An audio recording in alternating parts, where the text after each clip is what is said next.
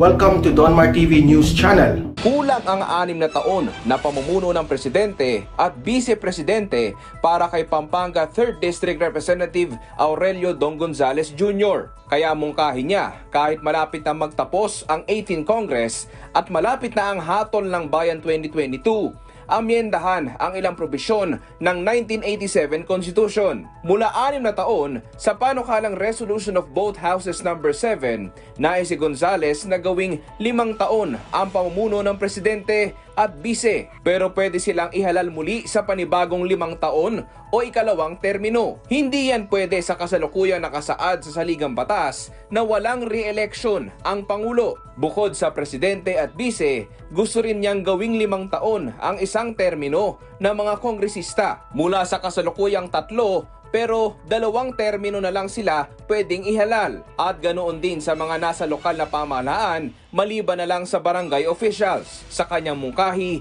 hindi rin babaguhin ang taon ng paninilbihan ng mga senador. Ako, kulang talaga eh. Sipin mo tinan mo lang sa Amerika, 4 years, may re-election. Yan ba gusto nyo? Pag-aralan nyo. Kung ayaw nyo, wala akong magagawa. Agad pinalaga ni House Committee on Constitutional Amendments Chairperson Alfredo Garbin Jr. ang panukala at sinabing huli na para rito. Kaparehas ito ng pananaw ni Senate President Tito Soto at subukan na lang daw itong imungkahi sa susunod na Kongreso. Para sa constitutional expert, hindi magandang dahilan kung pagpapatuloy lang ng mga programa ang magiging basehan para pahabain ang termino ng mga opisyal. 4 years is too short for a good president, but too long already for a bad president. So ginawa natin 6 years, no re-election. So tama na yan. House of Representatives, 3 years, 3 renewals, so 9 years. What else do you like? Maaaring gawin ang pag-amyenda ng probisyong ito sa pamamagitan ng Constituent Assembly o ang Kongreso mismo ang kikilos para amyendahan ang saligang batas. Constitutional Convention o ang mga tao ang maghahalal ng mga uupo para aralin at baguhin ang saligang batas o di kaya ay sa pamamagitan ng People's Initiative o mga botante mismo ang pwedeng kumilos sa pamamagitan ng petisyon. Con-as ang gustong mangyari ni Gonzales. Pero ayon sa isang legal expert, mahihirapan na itong maproseso dahil malapit na ang halalan at maraming proseso pa para ito maisagawa, dagdag pa ang pagkakaroon ng plebisito. Kasi kapag competent naman ang nanunungkulan, maikli or mahaba yan, mabibigyan niya ng kagampanan ang mga dapat niyang gawin. Iginit naman ni Gonzales na malabong magresulta ang mungkahi niya para ipakansela ang eleksyon ngayong taon. Hindi na rin daw makikinabang ang kasalukuyang administrasyon sa mungkahing ito. Pag-usapan po natin itong mga sinasabi ni Nanay kasi siyempre ngayon, linggo, may programa po siya sa radyo, sa DCXL, yung Bisi-bisihang Leni. Ay, ano naman ito? Biserbisyong Leni. May program siya sa DCXL. So, lagi siya doon, siyempre may sinasabi. Kasi pag wala naman siyang sasabihin doon, di walang pakikinggan yung tao.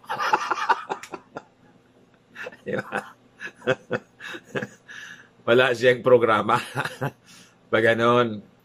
Ngayon, napuna lang po natin sa mga statements niya.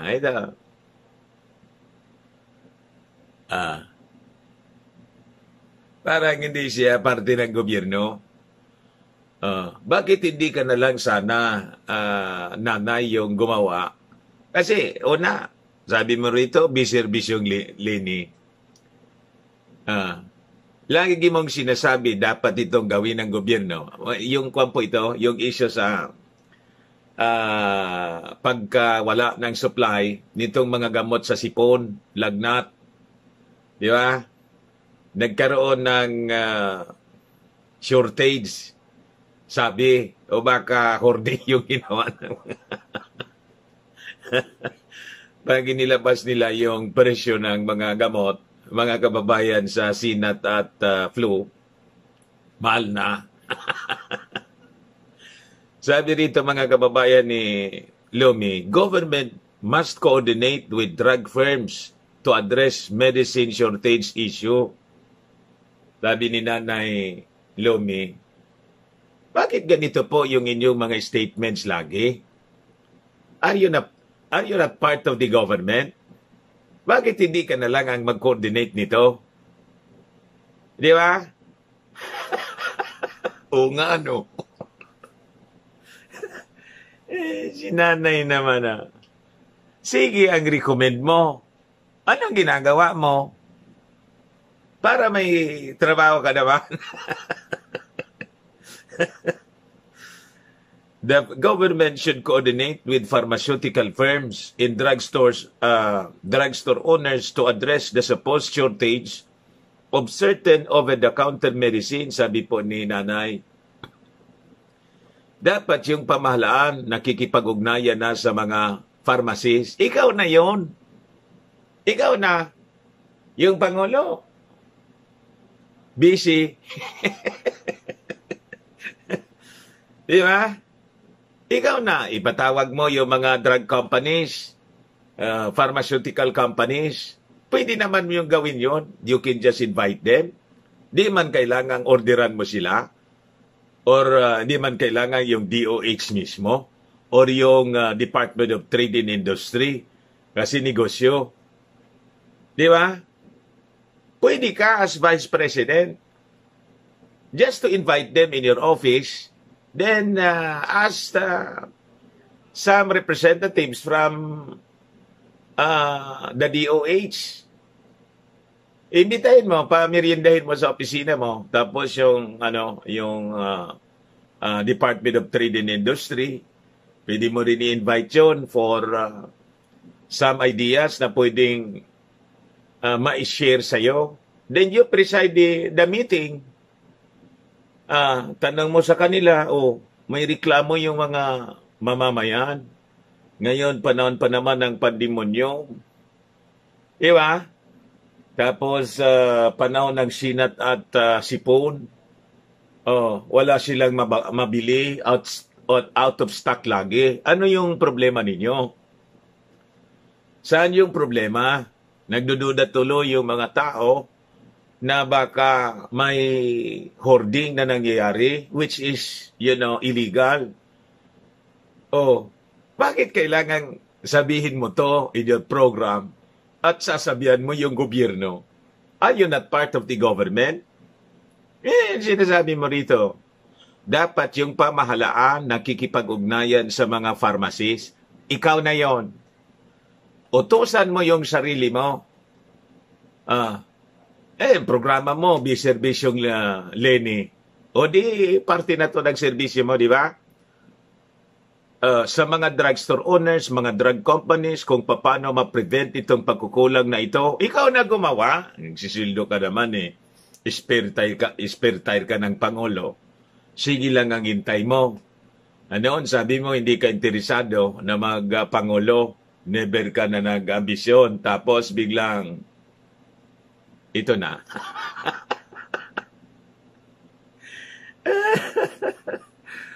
The Department of Health and the Department of Trade and Industry have earlier denied medicine shortage reports. Ayun naman pala So patawag mo sila. Gawin mo na bukas mismo. Naisip mo ngayon Bukas, yun ang gawin mo. Utusan mo yung mga kasama mo sa Office of the Vice President. Please, coordinate with these agencies of the government through official invitation. Write them. Pirman mo agad para within the week. Di ba? Magawa mo yung meeting. Pwede mo man gawin. Vice President ka. Wala ka bang authority at, tawag doon? Masasabing influence? The Office of the Vice President has the influence. And to invite people, anyone can do that. Kahit hindi Vice Presidente. Diba? Yung mga senador nga, pwedeng gawin yon. Ikaw pa, Vice Presidente. Congressman, pwedeng gawin yon. Gobernador, pwedeng gawin yon. Sangguniang Panlalawigan, pwedeng gawin yon. Just an invitation. It is not a summon. Anyone can invite. Di ba? Sabi rito, nagdinayan niya yung DOH at saka yung DTI na may shortage. However, sabi niya, the incidents of shortage are experiential. May mga experiential ka pa. Mayroon pag statement na hindi totoo na nagkakaubusan, pero kahit mag-statement tayo na hindi totoong nagkaubusan, siyempre, experiential yun. Earlier, the Pharmaceutical and Healthcare Association of the Philippines noted that some areas are experiencing a temporary shortage of certain brands of paracetamol sa gitna ng surge ng demand. Totoo po ito. Kasi dito po, nag-check ako rito because of that, report. Yung Biogesic, wala talagang mabiling Biogesic dito po. Mayroon ibang mga brands, medical. Diba yung medical, paracetamol din yun po. Para sa lagnat. So yun, ang mga alternative ninyo sa Oboro-Bitosin, kasi sabi yung Tosiran din, Solmiox available, Chinico. Iwan ko in other drugstores, South Star Drug ako nag-check kahapon, mga kababayan. So, ito yung gusto nating huwag ka nang suggest, Lomi, because you belong to the government. You should work and help. Bakit? Nasa posisyon ka eh. Kung si Bongbong Marcos siguro, pwede siya na magsabi, nananawagan po ako sa ating Pangulo, sa gobyerno, baka pwede ninyong,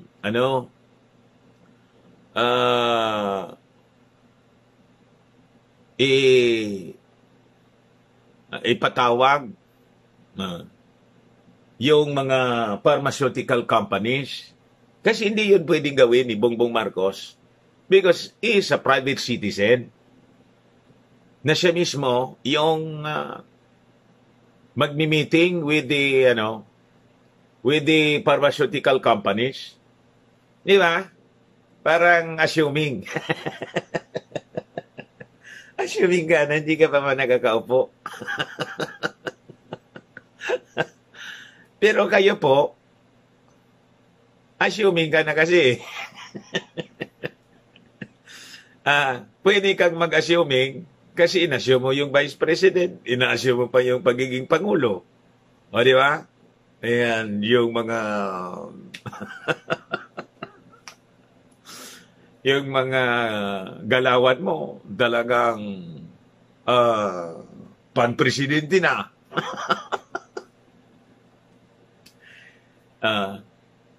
Gano'n naman pala yung inyong pag-assume. Di-assume na ninyo ng tuluyan. Diba? Patawag na po ninyo. Huwag nang manawagan sa gobyerno kasi ang gobyerno po ay nasa kamay mo na. You belong to the government. Tama? Mga kababayan? Yun man lang po. Short video lang lagi po tayo dito sa Dante Talks. 35,000 plus na yung ating mga subscribers. Click subscribe lang po, mga kababayan, para lagi kayong updated na mga kaganapan sa ating paligid. And 3.7 million na rin po ang mga nakapanood ng ating mga videos dito po sa ating channel, Dante Talks. Ako po si Dante Maravillas. Bye-bye po mga kababayan. God bless.